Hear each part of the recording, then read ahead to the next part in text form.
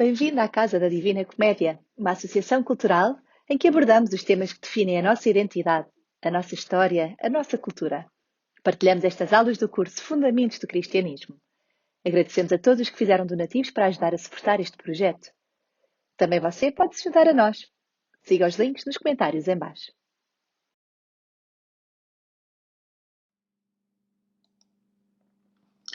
Bom dia, o meu nome é Mário Rosa, dou aulas na Casa da Divina Comédia e estava a dar um curso de Fundamentos do Cristianismo. Propriamente trata-se de uma introdução aos temas fundamentais do cristianismo e, devido ao estado de emergência, não posso continuar com essas aulas. Ora, esta circunstância levou-me a uma coisa que para mim era impensável, que era gravar estas aulas. O conjunto destas aulas que formam o curso Fundamentos do Cristianismo. Apelo antes de mais à vossa benevolência. Não sei colar gravações, tenho de fazer cada aula de uma assentada. A verdade é que a minha dicção também não é boa. Como não há interação, muitas afirmações para mim são claras, para outras pessoas podem não ser, e por isso necessitavam de ser mais fundamentadas, esclarecidas, aprofundadas. Bem, o que é certo é que também tenho uma limitação de tempo, estamos a apontar idealmente para que cada aula dure 30 minutos e que esgote um tema. Bem, se entretanto surgir algumas críticas e alguns pontos em que seja grave a interpretação que esteja a dar aso, talvez me sinta obrigado a ter que refazer uma aula inteira, e assim será.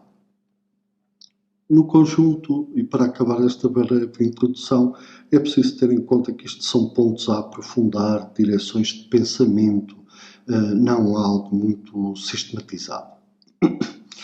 Então vamos à primeira aula, apologética. Apologética é a defesa racional do cristianismo. No fundo, parte desse pedido de São Pedro aos cristãos: sabei dar razões da vossa esperança, sabei dar razões, no fundo, da vossa fé. Essas provas, essas razões radicam depois, todas elas, nas provas da existência de Deus, que já se deram fora do âmbito do cristianismo. Aristóteles eleva ao plano filosófico essas provas, e dito seja de passagem que hoje em dia o contexto da ciência até é favorável, no sentido em que já não defende que o universo é eterno, defende, através da teoria do Big Bang, da qual o padre Lemaitre foi tão importante, que teve um início e tem um fim. Obviamente que isso torna depois muito mais a questão muito mais compatível com uma teoria da criação, etc. Desta apologética positiva não irei expor quase nada, porque é mais conhecida e também, verdade seja dita, hoje em dia não leva muita gente a acreditar, não leva muita gente a aderir a Deus. Já veremos porquê. Desta apologética positiva, gostava só de destacar uma coisa: até onde pode chegar a razão? Pode chegar a saber que Deus existe e o que é Deus. Ou seja, podemos provar que Deus existe, podemos provar que Ele é omnipresente, omnisciente, criador, etc. Quem é Deus? Só se Ele se quiser revelar. O mesmo acontece no plano humano, neste sentido. Eu posso provar a existência de um determinado homem, nasceu em tal sítio, viveu em tal sítio, trabalhava em tal sítio, etc. Mas provar quem ele era, só se ele se quiser revelar, só se ele se quiser mostrar. Não há outra forma de acesso a uma intimidade pessoal. Não existe. Bem, esclarecido este ponto, passa então para a chamada apologética negativa. propriamente não é chamada porque não existe uma sistematização desta apologética. Existem sim argumentos que vão nesta linha, mas que nunca foram depois sistematizados. Quando é que começa? Bem, sem contar com os padres gregos e vendo só a nossa tradição latina, Arnóbio, do século III, é um autor importante. Na modernidade, Montaigne, Pascal, Kierkegaard, obviamente são autores fundamentais que configuraram muito daquilo que poderíamos chamar uma apologética negativa. Esta apologética radica em alguns pontos que era importante ter assim em conta e que talvez expliquem depois melhor o seu conjunto. Começamos com uma afirmação fácil de constatar. Construir é difícil, destruir é fácil. Se eu pedir a alguém para construir uma cadeira, dificilmente encontro essa pessoa. Se eu peço para destruir, qualquer pessoa sabe fazer, qualquer pessoa está capacitada para isso. Porquê que é importante este ponto? Porque, principalmente num contexto como o nosso, muito agressivo em relação ao tema de Deus, em que parece que falar de Deus é falar de um papão ou de um fantasma, de uma coisa sem sentido, é muito bom não passar logo à defensiva, exatamente por causa disso. Porque construir é difícil, destruir é fácil. Portanto, se do lado de lá existe apenas a ação de destruir e do lado de cá apenas de construir, obviamente, o jogo já está decidido à partida.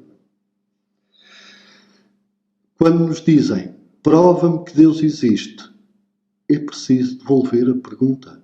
Prova-me que Deus não existe. É uma crença. Se há coisa que está muito bem demonstrado no livro Introdução ao Cristianismo, é que a posição de ateísmo é uma crença. Não existe nenhuma evidência da não existência de Deus. Não é nada fácil provar tal coisa. Nunca ninguém o provou. Se isto não fica claro, parece que a razão está do lado dos não crentes e do lado dos crentes é apenas uma crença, fé, etc, etc, etc. Portanto, aprender a devolver os problemas. A objeção que tanto se repete. Se Deus existe, por que o mal? Em vez de passar logo à defensiva, invertamos a pergunta.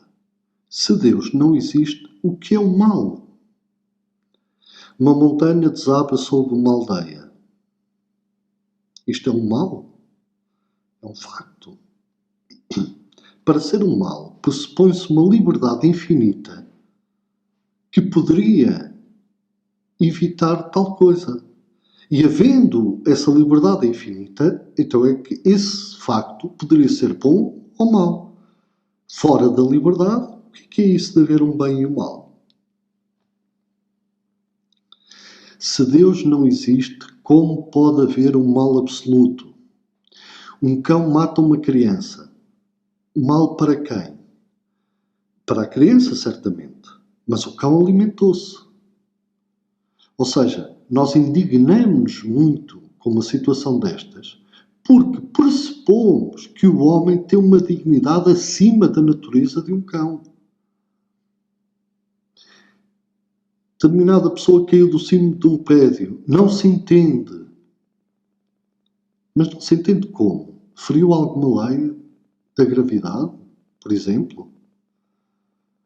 Ou seja, o que nos revoltamos com tal acontecimento é que pressupomos que a natureza humana tem uma tal dignidade, não pode estar à mercê de uma mera lei física. Obviamente isto não prova que então há algo no homem que diga respeito a Deus, que é absoluto, etc. Mas então eu quero saber o que é que temos a mais. O que é que o ser humano tem a mais do que os outros seres que justifique essa revolta? Conclusão: se não fazemos esta reviravolta, às tantas, parece que se Deus não existisse, acabaram-se os problemas. Ora, é precisamente o contrário. Se Deus não existe, é que os problemas nunca mais acabam. E este é um ponto que tem que ficar claro em qualquer discussão sobre Deus. Segundo aspecto importante desta apologia negativa: saber elevar os problemas à compreensão existencial. Dou um exemplo. Bernanos, num livro fabuloso, Sur le Soleil de Satan, narra um catedrático a dar uma aula explicando aos seus alunos que não existe sentido para a vida. E este catedrático entra em choque ao ver que os alunos se levantam e começam a aplaudi-lo. Ou seja, há aqui um problema, há aqui uma estética que só pode ser mantida a um nível meramente teórico, quando não se leva à existência. Se eu, por exemplo, demonstrasse aqui, com argumentos mais que perfeitos, que toda a gente agora iria morrer por causa do vírus, as pessoas não se levantavam a aplaudir-me, a dizer que eu era um gênio. Entravam simplesmente em pânico, porque compreendiam realmente o que eu estava a dizer. Ou seja, há aqui uma estética do ateísmo que vive e só pode viver num plano teórico. Quando elevado à existência, ela cessa, ela termina e tem que terminar. Reparem, a pessoa que diz que isto é tudo um produto da evolução biológica, o que é que podemos fazer? Não é discutir, é exigir coerência. O que é que uma pessoa destas defende? Defende que o ser humano evoluiu de determinados animais e que chegou um momento, inventou categorias como a verdade, o bem, a justiça, que não têm uma correspondência objetiva na realidade, que são apenas modos que se encontraram para não nos matarmos uns aos outros. Ou seja, são meramente convencionais, assim como os semáforos do trânsito. São regras que convencionamos para realmente não andarmos a chocar uns com os outros. O que responder a isto tudo? Não vale a pena estar a pôr em causa essa posição. Acima de tudo é preciso pôr o quê? Coerência. Por exemplo, se essa pessoa se queixa de que a namorada o traiu, que a namorada foi injusta, o que é preciso dizer? É preciso dizer que seja coerente. Olha, não houve injustiça nenhuma. Apareceu um macho dominante e tu não te conseguiste impor. Ponto. Ou seja, temos que ajudar as pessoas a não manter as suas posições na teoria. Isso é muito fácil, isso é conversa de café. Qualquer pessoa à mesa do café diz o que quiser. Quando exigimos coerência existencial, aí já podemos começar a dialogar. Essa pessoa já está a perceber qualquer coisa. Outro exemplo, um filme de Bergman, onde existe uma personagem que não quer aceitar o filho da sua namorada, porque simplesmente diz que este mundo não faz sentido e que, portanto, a única solução será o aborto. O que é que se pode dizer a uma pessoa destas? É preciso obrigar esta pessoa a perguntar até ao fim. Então, esse bebê não faz sentido que venha, mas a tua existência já faz. Mas o amor que sentes pela tua namorada já faz. Nem levantas suspeitas como Nietzsche que o amor é apenas uma astúcia da natureza. Não, isso de forma alguma. Estás demasiado interessado nisso para pôr-se em questão. Ou seja, nós temos que levar as pessoas a não parar de questionar. Querem pôr tudo em questão, então não parem. Houve uma pessoa que um dia me disse, bem, e se continuar assim a pensar, acabo com um revólver encostado à cabeça. E nesse momento é preciso dizer, pois é precisamente aí onde leva as tuas teorias. Alguma coisa está errada nisso. Conclusão, nós temos de tirar Deus das pessoas. Elas vivem dele através da cultura que perdurou à sua morte. Nietzsche chegou a afirmar, temo que não poderemos livrar de Deus, que não nos poderemos livrar de Deus, pois ainda acreditamos na gramática. Pois é isto mesmo. Deus está metido em tudo da nossa existência. E o que temos que fazer às pessoas que não acreditam em Deus é realmente retirar Deus da sua existência, mostrar essas consequências. Só aí é que conseguimos perceber se elas estão a entender ou não o que defendem. Obviamente há muita gente que diz porquê perguntar por Deus se não há resposta. É uma pergunta inútil, portanto não vale a pena. É muito interessante notar que a Unesco, por exemplo, refere que nunca cedeu ao nazismo nem ao comunismo porque nunca cortou a ponte com Deus. O que é que isto significa? Significa que quem pergunta por Deus sabe o que Deus não é. E o Estado nunca poderá ser Deus. Nunca. Se não perguntamos por Deus, facilmente o trocamos por outra coisa. E por isso é tão importante, mesmo quem não acredite, que continuamente reponha a pergunta por Deus. Vale mesmo a pena perguntar? Lembro o processo de Kafka. Ionesco diz que Kafka reinventou a religião no século passado. E porquê? Porque Kafka levava, através das suas histórias, as teorias à existência. E aí elas mostram-se no que são. O processo de Kafka é fácil de contar assim resumidamente.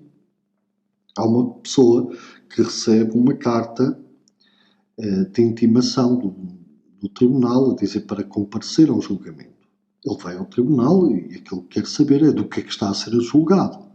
E no tribunal ninguém lhe consegue dizer do que é que ele está a ser acusado, mas que o julgamento está marcado. Bem, abreviando, o que se passa é que ele é julgado e o juiz também não sabe do que é que ele está a ser julgado. O mais absurdo de tudo é a sentença. Ele é condenado à morte. E assim acaba o livro. Ele morre como um animal. Não se trata de que Kafka esteja aqui a defender o absurdo pelo absurdo numa literatura criativa. Nada disso. O que Kafka está a dizer é: esta é a minha vida, esta é a tua. Nascemos, temos um processo em cima, vamos morrer. E ninguém esclareceu porquê. Agora, quem pergunta pelo sentido da vida, que não está dado a ninguém, quem pergunta por Deus, está a inventar questões, está a inventar problemas? Obviamente que não. É preciso retirar das pessoas as falsas esperanças. Esta pessoa morreu, mas está viva na minha memória. Não está. Não está. Eu falo por mim. Eu, quando morrer, não quero viver na memória de ninguém. Não quero viver na cabeça de ninguém. Então, o melhor é esquecer-me. Outras pessoas dizem, não temo morrer. Bem, eu precisava de ver, no momento certo, se temo ou não morrer. Isso já é uma coisa ainda a saber. Mas mesmo essa pessoa, eu digo, os outros morrem. Os outros estão mais na tua existência. Sem os outros, consegues encontrar sentido para a tua vida? Obviamente que não. Muita gente afirma que se não houvesse morte, não havia religião.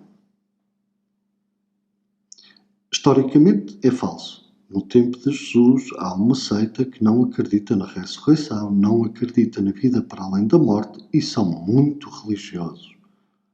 Porquê? Porque a própria vida põe essa questão. O sentido da vida aqui, questões como verdade, justiça, acabam sempre por remeter em última instância a Deus.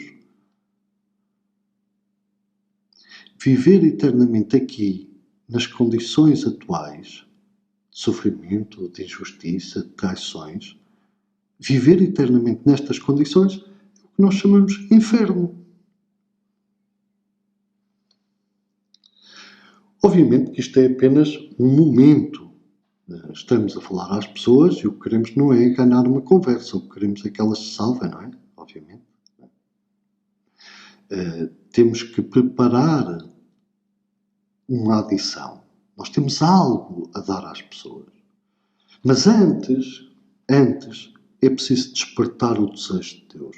É preciso colocar Deus do lado do homem. Ele não está contra o homem. É um dado que o interesse comanda a percepção. Um adolescente entra no autocarro e só vê duas coisas. Se alguém o vai assaltar ou se há alguma rapariga bonita. Não faz mais perguntas. E o autocarro tem imensas coisas. Ele podia perguntar, por exemplo, porquê que o autocarro anda? Admirar-se disso e tentar perceber a razão. Podia, se fosse um rapaz muito atencioso, olhar à sua volta e ver se alguém necessita da sua ajuda. Mas não, ele vê apenas duas coisas. Ou seja, se não recolocamos o interesse das pessoas em Deus, elas também não vão conseguir vê-lo. Como é que se desperta o desejo de Deus? Bem, podemos insistir na felicidade. E o Unesco conta no seu diário que está a passar pela rua e ouve um recém-nascido a chorar. E ele comenta: ainda não existe há 10 minutos e já quer viver para sempre. É incrível, mordemos a existência, provamos a existência e já não queremos outra coisa. Não queremos. Mais, e queremos a existência em abundância. Essa plenitude de vida, de existência que se chama felicidade. Só Deus a pode dar. Isso não há dúvida alguma. Sou um ser que necessita de salvação. Tenho, e todos têm, uma coisa que se chama prisão de consciência. A morte é também o que já foi definitivamente de mim, que eu não posso alterar da minha vida. O passado. Por isso existe o remorso. Coisas que eu fiz más e das quais não posso sair. Estão no passado, eu não posso alterar. Quem me liberta dessa prisão? Quem? Só Deus, obviamente. Era necessário suscitar o desejo de verdade. Sem este desejo de verdade é impossível de ver a Deus. Obviamente, num contexto em que vivemos, poderá parecer que é difícil, já que vivemos numa cultura do relativismo. Mas será mesmo assim? Não há mesmo nenhuma moral, nenhuma norma moral objetiva e universal? É engraçado um exemplo que dá Michael Novak, que aconteceu a um amigo dele, que foi a um debate na rádio com uma ex-freira que depois passou a liderar o movimento lésbico. E às tantas estão a discutir sobre a moral e ela diz-lhe exatamente isso. Quero que me diga só uma norma moral, objetiva e universal, e do qual toda a gente aceite. E ele esperou uns segundos e disse: não violarás nenhuma mulher.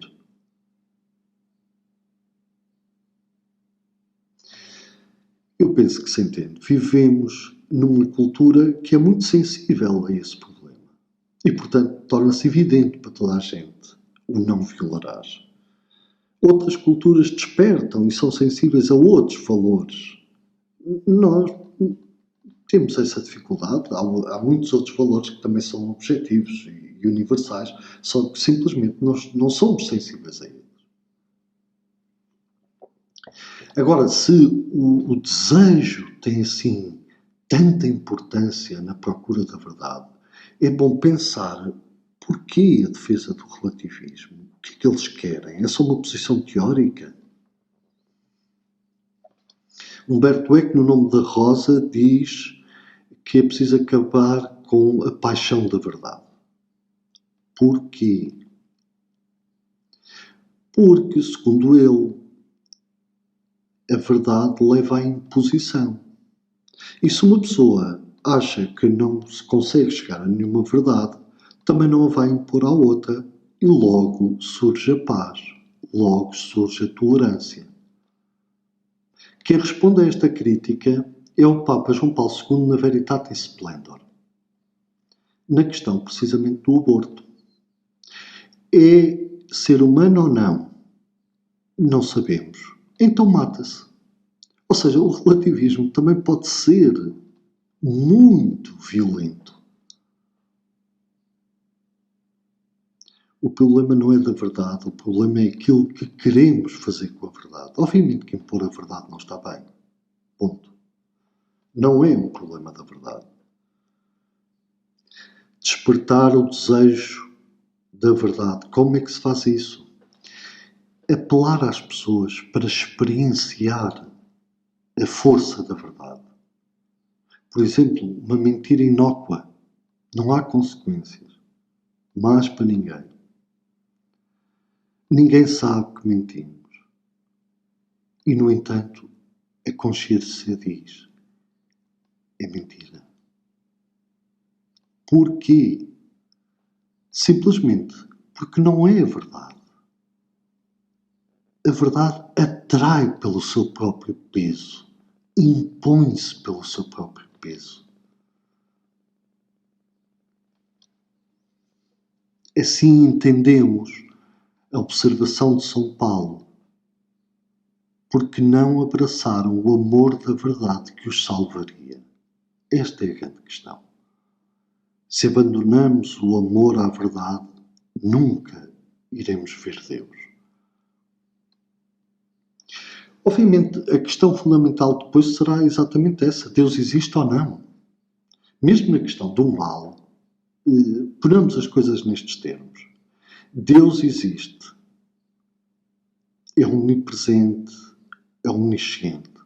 O mal algum dia poderá ser uma objeção a tal entidade omnisciente, omnipotente? Obviamente que não. É um problema nosso, que não estamos a ver como é que são compatíveis. Porque um ser tal, obviamente nada poderá ser uma objeção à sua existência, portanto a questão fundamental será sempre única, existe ou não. E no entanto, e é isso que faz a apologética negativa, quer dar as condições para que a pessoa procure a verdade. Portanto, aqui o que iremos fazer no conjunto destas aulas é dar razões da nossa fé e mostrar já o que a fé vai dizer. E exatamente para despertar esse desejo, para saber onde é que as pessoas irão acabar, se por acaso enveredam por esse caminho. E depois sim, e depois se os atrair, depois têm que refazer novamente todo o caminho. Bem, mas isto será a próxima aula, em que iremos ver então o que é a fé.